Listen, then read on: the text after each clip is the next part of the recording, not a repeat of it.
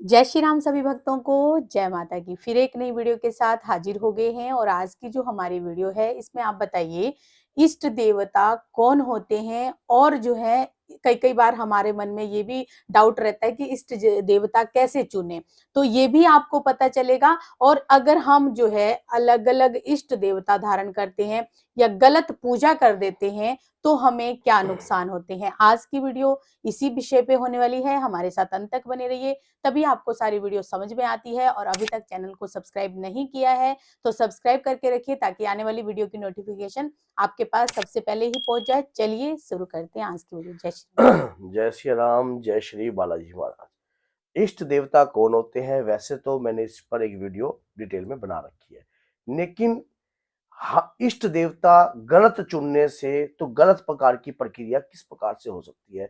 देखिए, काफी लंबे समय से अगर आप किसी देवता की पूजा कर रहे हो, मान लीजिए आप माँ कालका की पूजा कर रहे हो और बाद में किसी के कहने से आप माँ कालका की पूजा को बंद कर कर कोई और देवता की पूजा करने लग जाते हो, तो इससे भी नुकसान होता है। ऐसा करना चाहिए या नहीं करना चाहिए, इन सारी बातों से पर्दा उठाऊंगा, क्योंकि आपको पता है कि 33 कोटि देवी देवताओं की कृपा जो है सत्य सनातन धर्म के माध्यम से हमें प्राप्त हुई है। और सच्चाई तो ये है कि कलयुग के जागृत देवता हनुमान जी महाराज की पूजा करने से किसी भी प्रकार का कोई भी नुकसान नहीं होता है। लेकिन कई बार ऐसा होता है कि अगर हम किसी उग्र शक्ति, तामसिक शक्ति की पूजा करते हैं और बाद में अगर उस पूजा को हम बंद कर देते हैं तो हमारा क्या क्या नुकसान हो सकता है, ये भी मैं आपको बात इस वीडियो में बताऊंगा। ऐसा एक भक्त के साथ हुआ है, उन्होंने बताया कि गुरुजी, मैं पहले मान लो ऐसी पूजा करता था, फिर मानो मैंने उनको छोड़कर किसी और इष्ट देव को मैंने उनको बना लिया,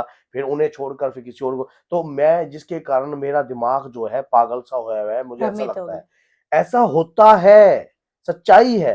आप सोचिए, आप लगातार माँ दुर्गा की पूजा कर रहे हो, माँ कालका की पूजा कर रहे हो, उनके मंत्रों का जाप कर रहे हो, आपने उन्हें इष्ट देव धारण कर लिया और आपको ये लगता है कि क्योंकि इंसान देखता है कि लॉस और प्रॉफिट, और जो देखता है कि अगर प्रॉफिट हुआ होगा तो सच सही है, अगर कुछ हो नहीं रहा तो इष्ट बदल लो। ऐसा कभी नहीं करना चाहिए। अगर ऐसा करना होता तो आप सोचिए, क्या मीरा ने भगवान श्री कृष्ण को छोड़ा? क्या आपको राम कृष्ण परमहंस ने क्या माँ कालका को छोड़ा? क्या आप सोचिए कि ज्वाला देवी में जो ज्वाला देवी है, क्या धानु भगत ने क्या ज्वाला देवी को छोड़ा? तो इसमें क्या है, जो भक्त जिस देव की आराधना करता है, अगर लगातार उनकी आराधना करता रहेगा तो वो उनकी रक्षा करते ही करते हैं। जिस प्रकार से माँ कालका की कृपा, अगर आप माँ कालका की पूजा कर रहे हो तो माँ कालका की कृपा, माँ कालका की तरंगे, माँ उनकी तरंगों की शक्ति आपके ऊपर आने लग जाएगी। अचानक ही आपने उसको बंद कर दिया, अब ये क्या हुआ? ये क्या हुआ? देखिए, देवता रुष्ट नहीं होते, भगवान माँ दुर्गा, माँ कालका, हनुमान जी किसी से रुष्ट नहीं होते, लेकिन उनके वीर, उनके दूत, उनकी शक्तियां जो है वो रुष्ट होते हैं। इसी प्रकार से क्या होता है कि आप जो बदल रहे हो, इससे दोष उत्पन्न होता है, इससे दोष उत्पन्न होता है। आपको क्या करना चाहिए? इष्ट को चुनने के लिए, इष्ट का चयन करने के लिए आपको यही समझ, एंड तक यही समझ में नहीं आता कि मैं इष्ट किसको धारण करूं। देखिए, जो आपके अंतर में बसने लग जाए, मान लीजिए जिसके प्रति आपके भाव प्रकट हुए, जैसे कि ऐसा ये तो है नहीं कि कोई, अगर आप पूजा आराधना कर रहे हो, माँ दुर्गा के प्रति सम्मान है तो माँ दुर्गा के प्रति भी, हनुमान जी के प्रति, लेकिन एक ऐसा, जब आप पूजा कर रहे हो, किसी भी मंत्र का जाप कर रहे हो, अंदर से प्रेम उत्पन्न हो कि मुझे हनुमान जी से लगाव हो गया है, मुझे खाटू श्याम जी से लगाव हो गया है, तो आप उन्हीं को ही अपना इष्ट धारण कीजिए।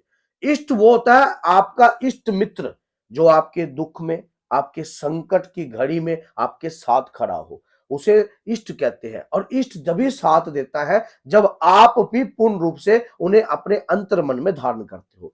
अब प्रहलाद से लगा लिए, हिरण्यकश्यप ने उसे मारने का इतना प्रयास किया, लेकिन उसने श्री हरि का सहारा नहीं छोड़ा।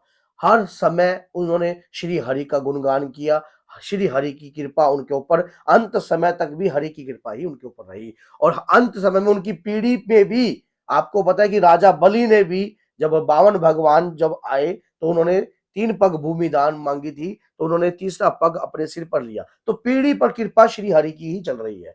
इसी प्रकार से अगर कोई भगत सच्चे मन से अपने इष्ट आराध्य की कृपा को जागृत कर देता है, तो पीढ़ी में इतिहास बन जाता है और उस पे कृपा कभी हटती नहीं है, वो कृपा पीढ़ी में भी चलती है। अब आप क्या करते हो, जो इस देवता ने दिया उसको बदल लो। ये कोई दुकान नहीं है, ये कोई दुकान नहीं है, ये कोई खिलवाड़ नहीं है, ये आस्था है। ये जिसका विश्वास है वो उस व्यक्ति को कभी ऐसा कार्य नहीं करना चाहिए। देखिए, माँ दुर्गा की पूजा कर रहे हो तो हनुमान जी की कृपा तो होगी, और अगर हनुमान जी की पूजा कर रहे हो तो माँ दुर्गा भगवान राम की कृपा भी होगी।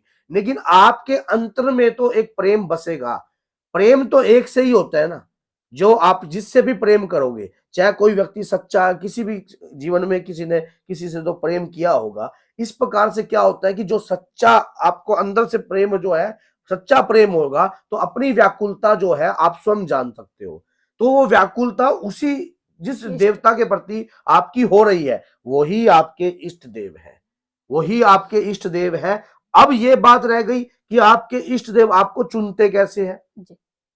सबसे पहली बात, आपको सिम्टम्स मिलता है, जैसे कि हनुमान जी आपके, आपको लगता है कि आप राशि के हिसाब से भी मेष राशि मंगल हनुमान जी हो गए, जैसे कि वृश्चिक राशि होगी मंगल, लगन के हिसाब से भी होता है ये मेष लगन वृश्चिक लगन, तो इस प्रकार से भी आप देख सकते हैं। लेकिन मैं तो कहता हूं कि इन राशियों के अलावा अगर आप अंतर्मन से जानो तो वही आपके इष्ट है, जिनके प्रति आपका दिल धड़कता है, जिनके प्रति ज्ञान आपको लेने का एक अंदर मन से करता उत्साह रहता है। अब मान लो किसी का राधा रानी के प्रति होता है तो राधा रानी को, अगर राधा रानी के प्रति नहीं होता, किसी का ठाकुर जी के ठाकुर लिए जी के प्रति होता है तो ठाकुर जी को। जो खाटू आपके श्याम। हृदय में बसने लग जाए, जो आपके हृदय में धड़कने लग जाए, आपके अंदर की धड़कन बनने लग जाए, वही आपके इष्ट है, इष्ट सखा है, इष्ट मित्र है और आपका सहारा है, और हर समय आपका साथ भी देंगे। अब गलत देवता की पूजा करने से, मान लीजिए कोई शमशान भैरव की पूजा कर रहा है या किसी भी प्रकार से कोई जो माँ काली की चौकियां होती है, जैसे कि माता मदनन की पूजा कर रहा है, बारली की कर रहा है, चौगान की कर रहा है, तो इस दौरान से क्या है, अगर आप पूजा छोड़ देते हो तो उनके उनकी जो आपके उनका जो स्वभाव है एक उग्रता रूप में है, तो वो आपको एक दोष उत्पन्न रहेगा।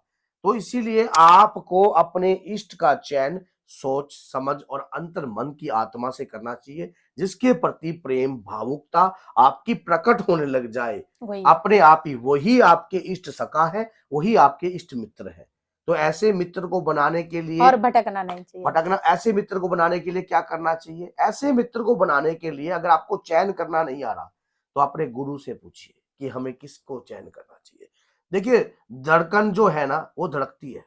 ये मैंने बहुत सारे ऐसे ऐसे दरबार में भक्त आते हैं जो बालाजी को मानते हैं और उनको क्या कहते हैं, हनुमान जी हनुमान रूप की पूजा करते हैं।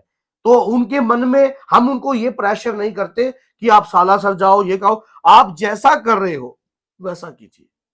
पूजा तो आप हनुमान जी कर रहे हो, कोई हनुमान जी हमारे दरबार से जुड़ता है, कष्ट कटाने के लिए जुड़ता है, लेकिन मानता खाटू श्याम को है, तो हम कभी इसको ये नहीं कहते कि तो आप खाटू श्याम को छोड़ दो, क्योंकि जो बाबा के दूत हैं, बाबा की शक्तियां हैं और उनकी तरंगे और उनके, इष्ट तो एक ही होते हैं। और ऐसा भी होता है कि जब आप किसी की शक्ति की आराधना करते हो तो उसकी ओरा शक्ति आपके शरीर पर बनने लग जाती है, उसका आपके शरीर का आभा मंडल दिखने लग जाता है, आपकी मान लो परत बनने लग जाती है, तरंगे शरीर पर आती हैं, तो उनको कैसे छोड़ सकते हो आप?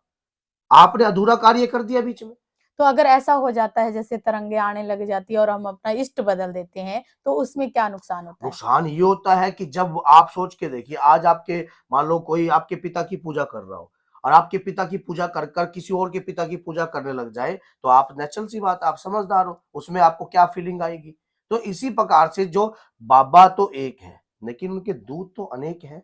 इसी प्रकार से माँ तो एक ही है, जगत जननी है, उसकी लेकिन शक्तियां जो है, यक्षिनियां जो है, वो आपको उसी प्रकार का रिजल्ट देंगी।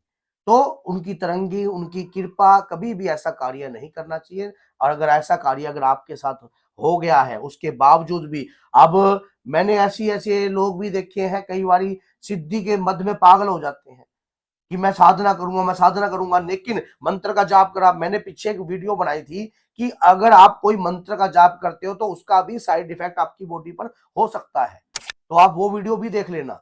और अगर, और एक मैं और बताऊंगा आपको कि अगर लगातार हम कोई मंत्र का जाप कर रहे हैं तो उस मंत्र का भी क्या साइड इफेक्ट होता है, इस पर भी एक वीडियो जरूर बनाने की कोशिश करूंगा।